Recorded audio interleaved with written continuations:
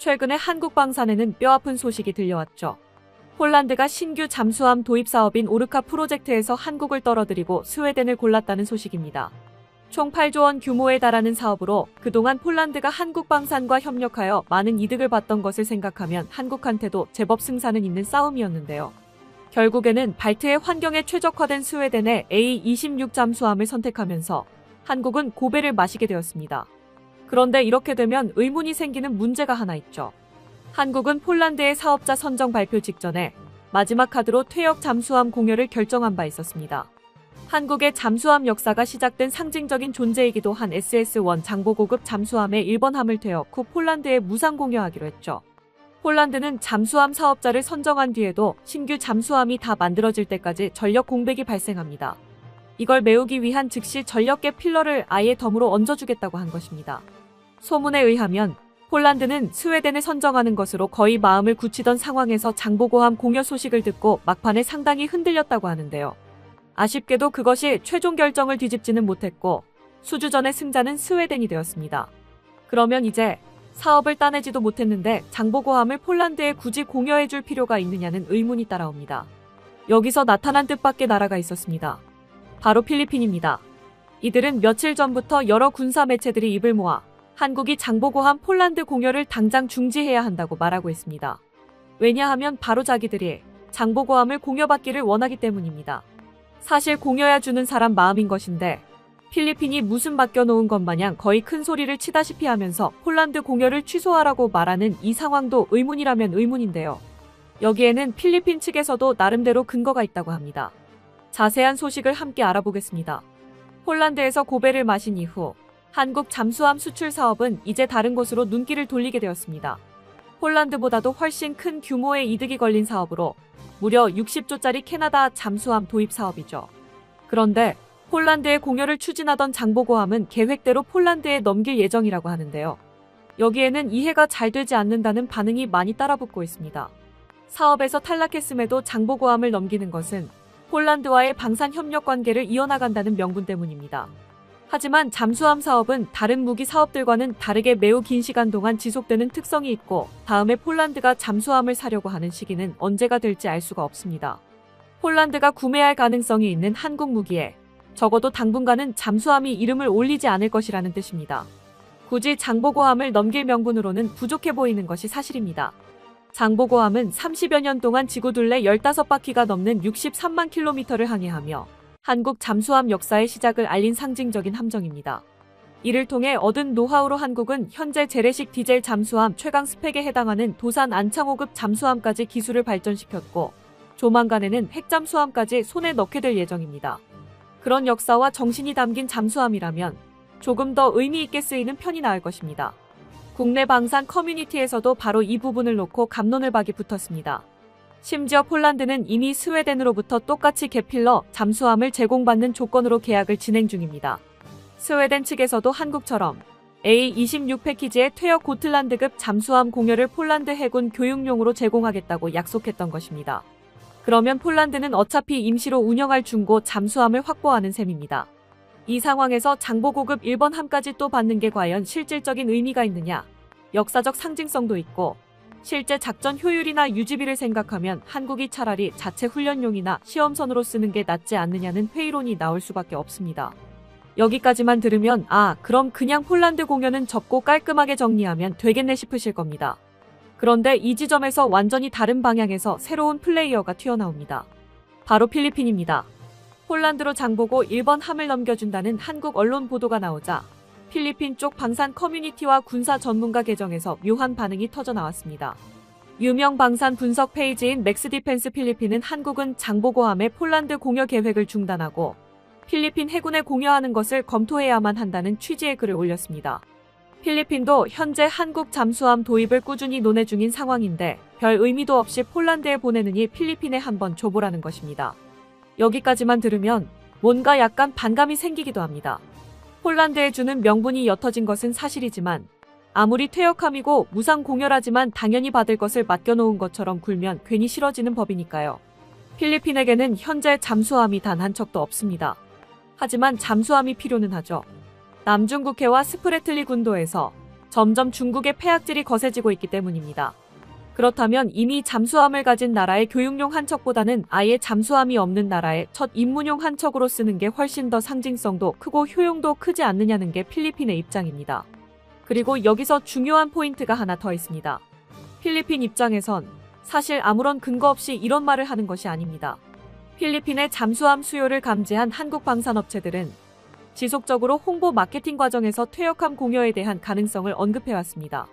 하나오션이 대우조선해양일 시절부터 필리핀 제한용 장보고 개량형 DSM이 1400PN을 홍보하던 자료에는 한쪽에 큼지막하게 트랜스퍼 오브 더 코리안 서브마린이라는 문구가 적혀 있었습니다. 퇴역함 공여라는 의미였죠.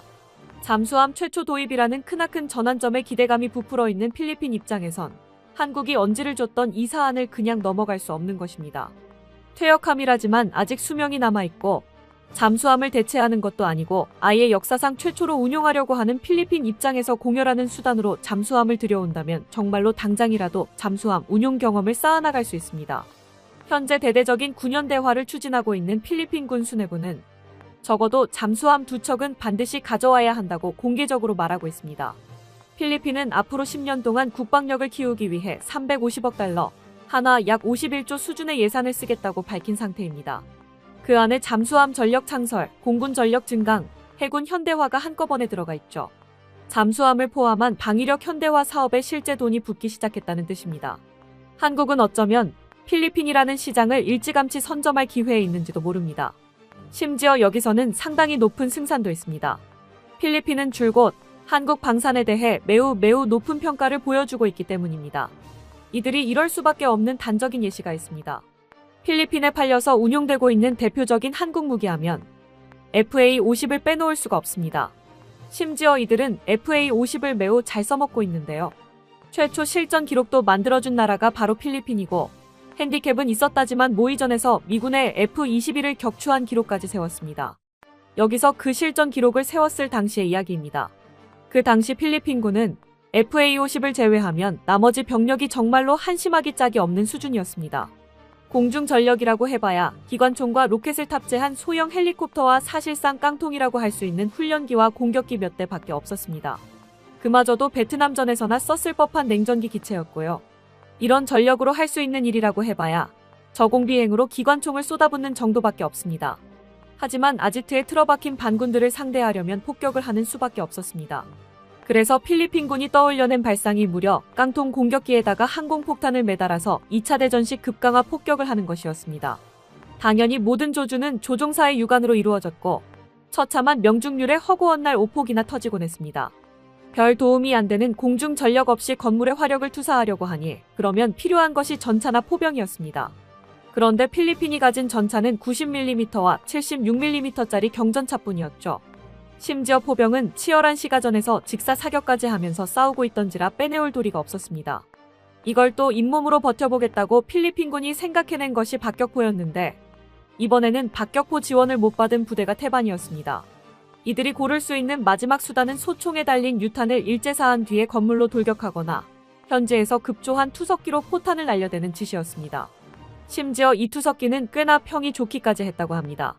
그야말로 눈물이 앞을 가리는 오합지졸 그 자체의 전력입니다. 그런데 이 상황에서 정부가 한국으로부터 사왔다는 FA-50이 나타나서는 한치의 오차도 없는 정밀 폭격으로 반군이 숨은 건물들을 철거하기 시작했습니다. 반군 아지트를 향해 투석기 고무줄을 당기던 필리핀 군인들에게 이것이 어떻게 보였을지는 말할 필요도 없을 겁니다.